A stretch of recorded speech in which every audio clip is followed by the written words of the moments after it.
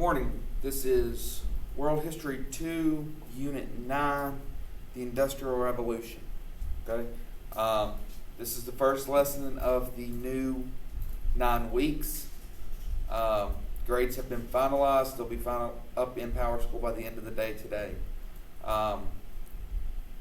Please make sure to be doing your work this go around. Even if you failed the first 9 weeks, you can still pass for the semester as long as you do your work.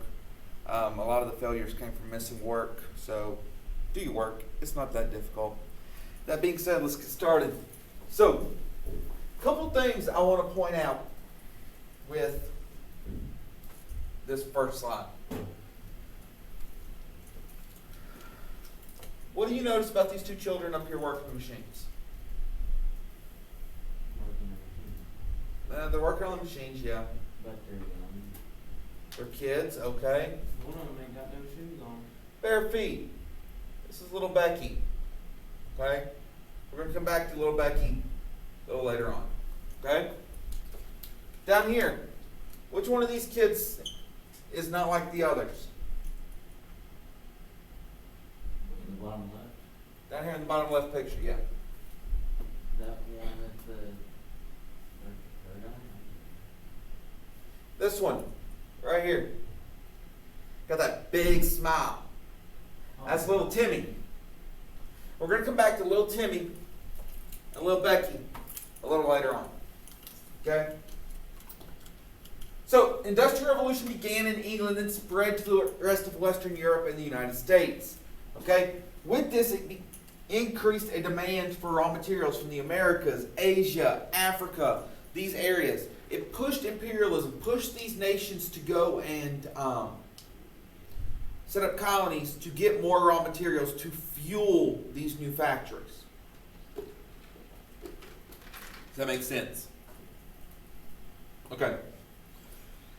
Advancements in technology produced the Industrial Revolution, while advancements in science and medicine altered the lives of people living in these new cities. And then there were cultural changes as well. But mainly we're focusing on industry and science today. Okay? This is the last unit before we get to the good stuff. Next week's World War I. And then we got interwar, World War II, Cold War. I mean, in reality, we have about 6 weeks until y'all's SOL. So, we're on that downward slope now. I mean, not next week, but a week after y'all get a day off. Election day. Then it's 2 weeks, Thanksgiving. Then it's 2 weeks, Christmas. I mean, we're on that downward slope finally. And hopefully when we come back in January, things will be closer to normal. Okay, focusing back up. Industrial Revolution originated in England. This is due to natural resources found in England. Mainly coal, iron ore, and then you had the invention and improvement of the steam engine by a Scottish dude. Okay, so that Scottish dude is named James Watt. And we'll get to Watt here in a few minutes. Like I said earlier, spread to Europe and the U.S. This increased the cotton, textile, iron, and steel industries. You had the British enclosure movement. With this, the British Parliament passed a law back in the 1700s that allowed large landowners to fence off common lands. This caused many peasants to get kicked off their land and have to move to the cities for work. Okay? To put this in perspective, let's say that you all are peasants. Okay? Football field is your common land. You got some chickens, you got goats, you grow corn, wheat, you got 1 cow, a pig, I don't know, whatever. You all use that land together. And you share that land. And everything's going good, right? Then I come in. I'm a large, wealthy landowner. So I come in, I fence off the football field. That land's mine now. So your chickens, your goat, your corn, your wheat, that 1 cow, and the pig. Okay? I'm having bacon cheeseburgers for dinner tonight. So much for the cow and the pig. Make sense? So now you guys lose your land and lose your livelihoods. So you have to move to the city, I guess, Winston, to find work. Make sense? Okay. You have the rise of the factory system, the rise of the cottage industries. With this, cottage industries are where goods are made in the home. Okay? How many of y'all know what Etsy is? Okay, the website, Etsy. Oh, yeah. Like I got a friend, she was with my wife in college on like the education groups board. She lives over in, it's not Newport News, Suffolk, I think. Anyway, lives over on the coast. And she does an Etsy shop as like a side business. She's a teacher, but she makes a little extra money making like, I don't know, she does t-shirts, she does the tumblers, different things. Now, I can go get a t-shirt at Walmart that has a similar design for $5. She sells them for like 20. But what she makes is better quality than the stuff at Walmart. Does it make sense? What happens here is when this factory system kicks in, that's the Walmart stuff. Okay? Yes, it's not as good as the cottage industry stuff, but it's cheaper, so people buy more of it, and then the cottage industries die off. Now recently, these whole people make their own stuff and sell it, it's getting back into the swing of it now, even with the factory stuff, because people want better quality stuff. People have more disposable income to buy better quality stuff. Does that make sense? Okay.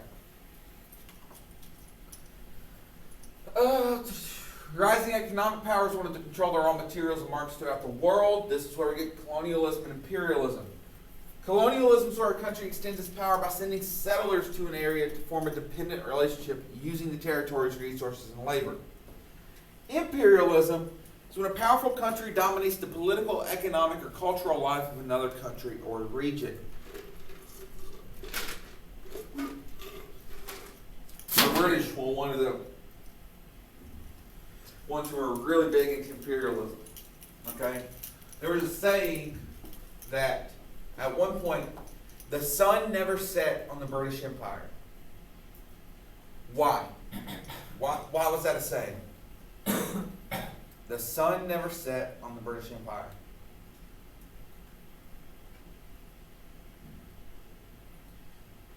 It wasn't a metaphor or anything. It was it was serious. It was true. The British controlled so much land worldwide that at any point during the day, there was something controlled by the British with the sun above it. Okay, does that make sense? You can see imperialism in this political cartoon up here, mainly in regards to Africa. Okay, you have an African guy right here getting attacked by a snake. Now the snake's head looks like a European king. Okay, the head's white with a crown, so it's a metaphor for Europe strangling Africa. Does that make sense? Changes in culture and society. You have a population increase because medicine and things like that got better, so you had more people. People didn't die as much. You have increased standards of living for many, though not all. With standards of living, we're talking you have food, water, clothes, and a roof over your head, basically. Improved transportation. Urbanization is movement to cities. You got environmental pollution. Okay, that's not a good one, but it also increased. You have the increase of education. Children had to learn so they could read the manuals and work these machines in the factories. Make sense? You have a dissatisfaction of the working class. We'll get to that in the working conditions a little later. Remember little Timmy, little Becky. And you got the growth of the middle class. Okay, you don't just have the super rich and the super poor anymore. You got this kind of middle ground. Everybody with me? Okay. Let's talk about Jenner. Okay? Edward Jenner and the smallpox vaccination. Now, once I'm done with the lesson, I'm going to show them a video that has to do with smallpox. I will upload the video to Classroom along with this lesson. So if you want to watch it, you can. You don't have to. But it'll be there. So, Edward Jenner developed the smallpox vaccination. And before I explain how he did it, let me tell you how to remember this. If I say Kim, Courtney, Chloe, Kylie, Kendall, do y'all know who I'm talking about? Nope. There is hope for our nation yet. Wait, say the names again? Kim, Courtney, Chloe, Kylie, Kendall, Chris, Oh, yeah. Caitlin. Yeah. The Kardashians. Or Jenners. I mean, there's both, but Kardashians, Jenners. So, if you hate the Kardashians, the Jenners are a disease. Kardashians are a disease. Okay? Now, if you like the Kardashians, the Jenners are the cure. Make sense? Okay. Now, Edward Jenner has nothing to do with them. It's just a way to remember it. So what happens here is, back in the 1700s, there were women called milkmaids. Okay? And their literal only job was to go milk cows. That was it. Okay? Now, cows could get a disease called cowpox. And what this was is they would get boils all over their skin that were full of pus. Okay? But this disease didn't affect the milk at all. So you could still milk an infected cow and it not affect the humans. Make sense? Now, and they did this in all conditions. Sunny, cold, rainy, windy, whatever. What happens if you're outside working for a long time in the cold? You get sick. Well, besides getting sick. What happens to your hands? No. Freeze up. Get Numb, okay. What about your lips? When it's really windy, dry. they get dried out. They get chapped, okay? That's why now you have chapstick, okay? You get chapped. Same thing can happen to your hands. Especially now when we're all washing our hands so much and using hand sanitizer so much. It dries your skin out.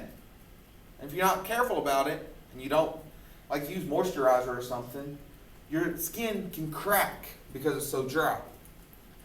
Then you get big cracks, they start bleeding, it's just gross and very, very painful. Well, these milkmaids are out there milking these cows all the time, and literally milking is the human skin against the cow skin, so of course the skin's going to get dry and crack and bleed, right? Well, what happens is, if there's one of these boils on the udder and it bursts, you get that pus down into the cracks, into the cuts on the milkmaid's hands. Okay, everybody with me? The milkmaid gets sick with cowpox, which it's not too terrible. It's like a really bad cold. Okay, they're going to live. What the thing is, though, is the disease that was killing everybody back then was smallpox. Cowpox and smallpox were very similar. So once the milkmaid was infected with cowpox, their body learned how to fight smallpox, because it would be like, if I teach one of you how to make a taco. Okay, I teach you how to make the taco meat and how to make a burrito. And then I say, well, I want you to do this recipe, but instead of putting it on a tortilla, you're going to put it over Fritos and it's going to be a taco salad. You can do it, right? Because basically the same thing, you just change it a little bit. Same thing here. Their body learned how to fight cowpox, which was very, very similar to smallpox. So they were safe from smallpox. Does that make sense? So Jenner saw this going on and was like, I wonder if this is how we beat smallpox.